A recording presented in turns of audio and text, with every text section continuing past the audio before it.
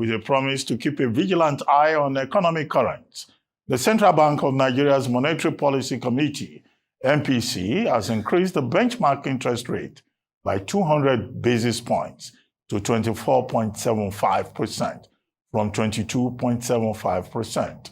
Joining us now on the morning show as we dissect the decision of the Central Bank of Nigeria's Monetary Policy Committee, the MPC, is Tilewa Adebajo, Chief Executive Officer of the CFG Advisory. Good morning, Chile. Thank you very much for joining us. Good morning, Ruben. Well, good morning, Vimba, and good morning. Morning, sir. Big question. Nasima is speaking through his president, that this further tightening, monetary tightening, is going to lead to severe repercussions in terms of borrowing, in terms of spending, in terms of, the capacity of businesses to access credit, and for even ordinary individuals who may need to take loan, particularly SMEs. And that Nasima, to just cite one specific example, thinks that, there are other ways, instead of following the textbook rule that the MPC continues to follow. Even if the CBN governor says that if inflation goes down further and more is achieved with regard to foreign exchange, and stability of the naira, that when MPC meets in May, we could see a different situation. But what's your own assessment? And is this the way to go to get to that $1 trillion economy that the Tinubu administration says is their target? Thank you very much, Ruben. First of all, I think let's move away from this 1 trillion economy so that we're not mixing apples and oranges, and let's focus clearly on this issue of increase of interest rates and the issues with inflation so that we're clear. First of all, I think it's important to understand that there's a huge fiscal contribution to the current stabilization of foreign exchange and also increase in foreign portfolio investment flows. The fiscal side also has to carry this burden because as interest rates increase, it's not only for the private sector. Interest rate is also going to increase for government because government is now offering securities at a higher rate and the cost of borrowing for government is also going to go up. So there's heavy lifting that also needs to be done on the fiscal side to do that. And if you take a look at the data I sent to you this morning, I think we saw that revenues for last month was about 2 trillion. And they actually only shared about half of that. And if they continue along this revenue drive rate, then we should see revenues at close to 24 trillion. Except that we don't know what our governors do with the exactly. So with the money that they get. Delta got 38 billion, Lagos got 24, Rivers got 24 billion. So there is some sort of ease on the fiscal side. And I think what I want to say is the fact that this economy has been in disequilibrium. And we're now returning to a point of equilibrium. And let us also understand the reason why interest rates were increased. Interest rates were increased because, unfortunately, we had a situation of 30 trillion of ways and means, which caused a distortion in the economy and put the economy into disequilibrium. So you need to restore order because what happened? Nasima that is also talking about it. Nasima also cannot put out products anymore because we've become a sachet economy. People cannot afford. Purchasing power is being eroded. So it is Nasima, it's in the interest of the whole economy for us to be able to bring down inflation. And within the next 6 to 9 months, I think we all need to be able to tighten our belts to be able to resolve these issues. And why has that happened? You are now seeing an alignment between fiscal policy and monetary policy, and also with investment policy, because now the foreign portfolio investments are now coming in. At the rate we're looking at now, $1 billion a month, we'll probably see close to $12 billion of foreign portfolio investments here. Let us also take a look at a historical perspective. Now, in 2019, we had $25 billion worth of capital importation in this country. In 2013, 2014 also, we had another 20 billion. Last year, maybe we had less than $2 billion. So there's something we have done to distort a significant flow of foreign exchange into our system that we need to restore. So on top of that, government has $10 to $15 billion they used to spend on subsidy. And of course, you know that the diaspora remittances are now approaching close to 30 billion. So at any given point in time, if we get this economy right, we'll get $25 billion from capital importation, another 25 from diaspora remittances, which is 50 billion, and then you can expect the government to get another 10. So there's close to 60 to $65 billion potential of capital importation into Nigeria on a yearly basis. But the distortions in our economy is why this is not coming in. So why does the governor of the CBN has to raise interest rates? The monetary supply in this country, which we call M3, total money supply, increased by 40 trillion in 1 year, and is right now at close to 95 trillion. If you put all this kind of money into the system, you need to tame inflation. So like I've said before, this new government had a few false starts, but now it seems that we're looking at that harmonization coming through. So another group of people we need to think about is that 133 million Nigerians are in multidimensional poverty. We also have pensioners in this country who have contributed so much to this country, and at the twilight of their careers, their pensions cannot meet their living. So we need to be mindful of that. So the way we do that is that we need to restore price stability and get back to that. So what we are seeing now is that inflation is being targeted now at 21%, and the benchmark rate now is 24.75%. So what that means is that real rates and real yields are now positive. So for an investor that is thinking about towards the end of the year, you can now begin to make commitment to stability. Once we have this stability, then we can look at growth. I've shown you my charts, and you can see the relationship between GDP growth and inflation. We have to sacrifice growth over the next 9 months. GDP growth closed at 3.4% last year. Probably this year, we're probably looking at GDP growth of 3% because we need to bring down inflation. Over the last 20 years in Nigeria, if you look at the charts, there's no way that our GDP will grow if inflation is at 30%.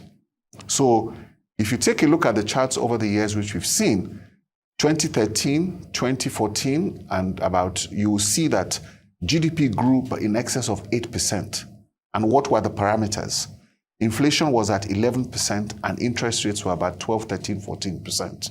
So if we can bring inflation down to 12%, I can assure you that the Nigerian economy will grow at least 8% or beyond. The $1 trillion economy is a different story. Let's remove that from the issue. You cannot reach, we know what it will take for us to get to 1 trillion. So let's focus on restoring Nigeria to 8% GDP growth and above. And if we can sustain what we see right now, which is now, yes, it's going to be tough. Nasima also is looking at his own interest from the industry perspective. But like I always tell the industrial people, do the consumers have the purchasing power to buy your products? That's why you are making sachets. You have a population that you need to empower. And when there's inflation, the purchasing power of the average person becomes low. Industry will also suffer. So we all need, including the banks. And by the way, the banks don't fund SMEs. If you take a look at the total credit to the private sector, maybe about 35, 40 billion, 80% of the large companies are, most of the big companies are getting 80% of the loans. Most of the SMEs in Nigeria are in the informal sector, and the informal sector is a powerful sector in this economy. It has over 22 SMEs, 22 million SMEs, and it contributes 50% of our GDP. The money that is in the informal sector is the one that the central bank does not have control. The central bank admits that they have close to 3.5 trillion if I can just outside the banking sector that they don't have control over. If I can just jump in at this moment, while we're talking about the informal sector, the affordability, and things that the central bank doesn't have control of course, we know that food inflation is a massive driver of this, inflation that we currently see. Now, how much of this is money supply growth impacted? You've given us the historical antecedent. Of course, we all know about the 30 trillion and so forth. Right. That's one angle. And of course, that can be tackled by textbook economics. There's nothing like, please, let's make something clear. There's nothing like textbooks economics. Okay. There's reality. Okay. And I understand where you're coming from. There's something like orthodoxy. There's orthodoxy because something is orthodox because it's orthodox because no, we know where you're driving at. No. It is tried and tested. It's like people say they are speaking grammar, is speaking English. Those things cannot work in Nigeria. And let me answer your question. Food inflation is not caused by all these factors you're talking about. We need structural reform. The key driver of food inflation is insecurity because our food basket has been compromised. Food inflation is a national security issue because most of our farmers in our food basket are not able to go to their farms to produce. So our output for food has reduced. So the supply of our food or products is reduced. So basically, that is why you have that pressure. So the key driver to reducing food inflation is not only reducing the security issue, but also the logistics.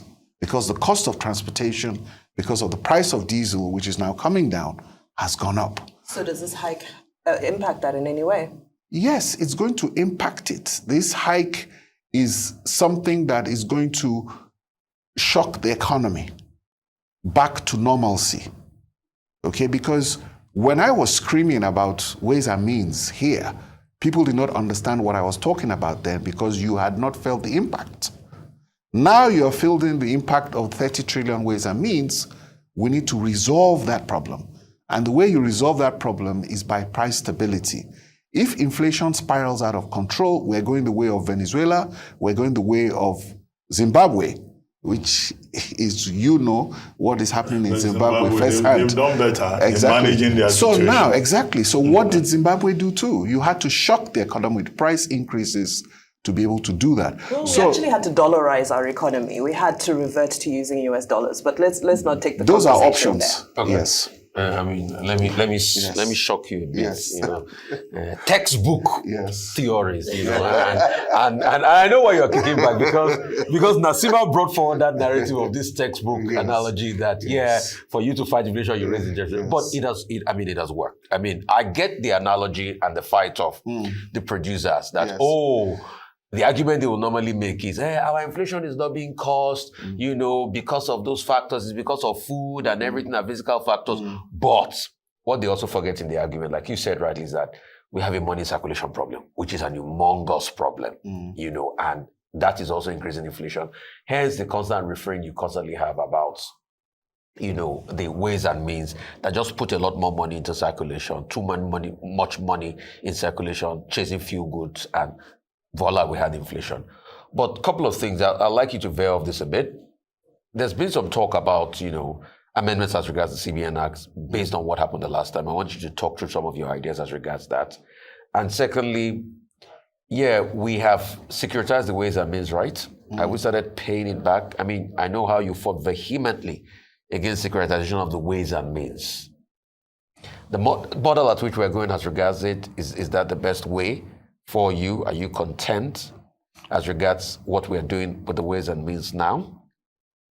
Secondly, are you also content with the kind of stability we're getting in the foreign exchange market where we're also now intervening big time, with different thresholds as regards now we're selling back to BDCs like we stopped, in a while. It's no longer a case of willing buyer and willing seller. We're intervening. Yeah, we say we have a float, but we're intervening big time. And we're sort of like, fixing appropriate rates for the BDC to be able to control the market of some sort. Are you okay with that? And some people, so let me use another textbook word, some liberal, your classical liberals, are saying, no, that's not the way forward. We should never do that. What do they mean by that? Because we don't have capacity to stabilize that and all of that. I mean, let's unbundle all of that conversation. Okay. Thank you very much. I know it's a lot. Yes, that's why I'm writing it down. Yeah. Thanks, Rufai, for that. Let me talk about the stability in the FX markets, first of all. I think the last time I came here, I showed you a chart of how the FX in Nigeria was going, and I compared it. If you take a look at the volatility between the Naira and dollar over the last 20 years, and the dollar and the pound sterling over the last 20 years, you see that the band of the dollar to the pound sterling has just been between 2 to 1. Yeah. If you take a look at the Naira, you see what has happened in this country in the last 3 months is not explainable with the currency. Yeah. So the only reason why anything will happen like that with Naira going up is profiteering, or the fact that the United States carrier fleet has blockaded the port of Lagos and also the Gulf of Guinea to deny us oil exports and also issue the no-fly zone. That is the only reason why you see where dollar will start moving the way it is. But that was not the case. So now that we're beginning to see normalcy returning to this, I think it's important to see that there has to be some reality. The proponents of the float are now fighting. They're saying, it should never be this way. No. The issue of not being that way is there. The stability in the FX is that when the banks were going to close their net open positions, the net rate started moving. And that's what we need to investigate. Within 3 days, we saw some changes that took the rates in a particular way. And that's what you need to investigate. So my own suggestion is the fact that I think do not let a willing buyer, willing seller. That means that the CBN can also sell its FX to their willing BDCs. They're also their willing buyers and they are willing sellers. So that's part of the open market system.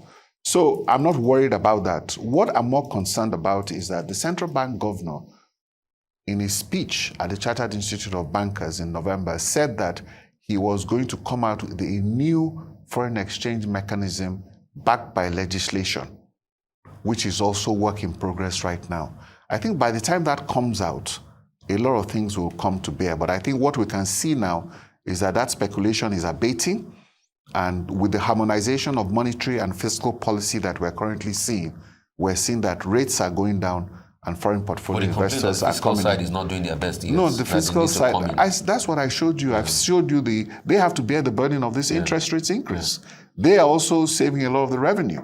And like I've said, we'll come back to these issues when we come to that. Well, first of all, also, so the FX situation, I think, with the harmonization of fiscal policy and monetary policy is in place. And let us wait for the central bank to come up with their new policies on the foreign exchange to get normalcy. But what we have seen, like I've told you, is an aberration. So, and we're seeing that stabilization now, which is caused by harmonization of monetary and fiscal. And fiscal has to continue to do more, which is what you see. Now, let's go back to the next question on the amendment of the CBN Act and the Ways and Means. Yes, first of all, I think let me at this point of time thank your producers, Ozzy and his team, Dr. Abati, yourself, Wimbai, and that we talked about these ways and means and we've highlighted it, and it's something that we have gone to it. First of all, I think a lot of the senators up on the floor have agreed that you cannot approve an illegality, which is the securitization. Now that we find ourselves in that, what pleases me now is the fact that it's all out there. Ways and Means is no longer on the books of the central bank. We've admitted we have Ways and Means. What do we do about it? We've also put it onto the money supply, and it's also registered with the DMO. So it has been recognized. So I think that is something that you need. When you want to deal with a problem, first of all, you recognize it. Now, the Minister of Finance has started to repay some of the Ways and Means also, which is also a positive development. Both the Minister of Finance and the central bank governor have now decided they're going to audit the Ways and Means account to give us an account of what happened. And also, that's also a positive development, which I'm also pleased about. The Senate also is investigating the Ways and Means accounts and these issues of the illegalities we've talked about that they approved. And Senator Tokunbo Abiru has also come up now with a bill for the amendment of the Central Bank Act, and particularly Section 38, which goes with tightening the components of the Ways and Means situation. So basically, I think all that, the remedial legislation which we talked about now is in the works. So I have contributed my comments to that bill and also sent my own contributions to the investigation. And they will have a public hearing on the Ways and Means, I think, after the holiday, Ramadan and Easter period. And I think it's important that every Nigerian should be able to pay attention to that bill, because if we're going to amend the CBN Act, we want to be able to ensure that we do not repeat the mistake of the past, which we had done. So I think we've made some progress in that regards, and I think that all our own efforts collectively here, which we have highlighted the issues, is working, and I don't think we should relent until we get a proper bill. Okay. Let me take you back to, food inflation. You were saying food inflation is caused by insecurity. Some other people will say, insecurity, that is not just insecurity, that the cost of transportation is also part of the problem. Definitely. Because if the farmers cannot go to the farms, the farmers who are able to produce, how do they transport? With the high cost of transportation and all of that. So it's not just one factor. However, you mentioned the fiscal strategies. Yes. Now, everybody talks about fiscal strategies, that there must be a proper alignment between the monetary side and the fiscal side. We've seen a lot of activities, 2 meetings now, 2 MPC meetings, and a raft of, reform measures by Cardoso's CBN. Now, can you take us through what is going on the fiscal side? What specific, how is the fiscal side also trying to measure up so that we don't have one side moving forward, or we go back to the old situation whereby the central bank will be carrying the load on the fiscal side? Is there something that this government is doing already on the fiscal side that you consider of value? And then the debate about the amendment of the CBN Act of 2007. Now, what are those pitfalls that the lawmakers need to watch out for, so that they don't, in the process of saying they are reviewing the CBN Act, they then compromise the independence of the bank? Yeah. Thank you very much. Let me take your last question on the... I'd read my comments. One of the things they were proposing is that they wanted the central bank to submit the budgets to the CBN budget to the legislator to get the approval. And for me, I think that's a no-no. I think for me, that's the biggest impediment on the central bank independence. I've told them that my own suggestion is that, first of all, the senators and the House of People have the opportunity to call the central bank to the legislature like 2 or 3 times a year to question them and ask them, and the central bank also forwards their accounts to those bodies. So they have an opportunity to review and ask them questions and find out what's going on. More importantly also, which is what my own submission is, that it is these same senators that confirm the people that go into the central bank. So it is now up to them to ensure that they put the right people of integrity into the central bank so that they can follow the rules as stated.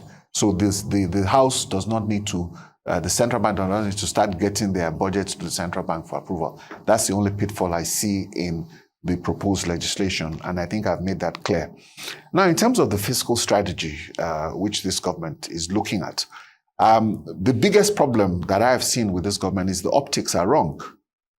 We've seen the issues with the jeeps and, what is going on, and all the budgets and all these accusations of budget padding and all. So these things do not, it doesn't augur well. Because if you see what other governments are doing in Argentina and all these other places whereby people are looking at austerity, what is your austerity package? How are you cutting back? But having said that, I think let us take a look at the realities. We saw the revenue mobilization, which we've seen in terms of the revenue report that I shared this morning. 2 trillion is quite, we can see that they're actually making 2 trillion a month, but they're only sharing half of that, which is a lot in itself. So you see that at this rate, they should probably have close to 15 trillion in surplus at the end of the year, which they should now begin to share towards debt service and to be able to maintain all the other things. Because don't forget that we have an 11 trillion deficit with this budget. Right now, the deficit is also higher than both recurrent and capital expenditure lines. So what I see that is positive is that on a month-by-month basis, you are seeing an increase in the revenues, and you are seeing a caution in terms of not sharing every money that is there. Then you're seeing a lot of automation with the revenue collection. And most of all these agencies that HEDO used to remit money every year or every 6 months, they're being forced now to remit their monies on a monthly basis. So you're beginning to see more monies coming in. So I think that by the time you take a look at a lot of that and you see those fiscal reports, it's quite encouraging in that sense. They're looking at that and seeing that. So while the revenue collection side is improving, I think what we need to see better for government is on the expenditure side, wasteful expenditure. And this contradiction between what the senator has said, budget it, has said something else, it doesn't augur well. But if you take a look at the facts on the ground and see what they're doing and see what the states are collecting, there is an improvement. So this needs to be sustained. And of course, debt management becomes very important.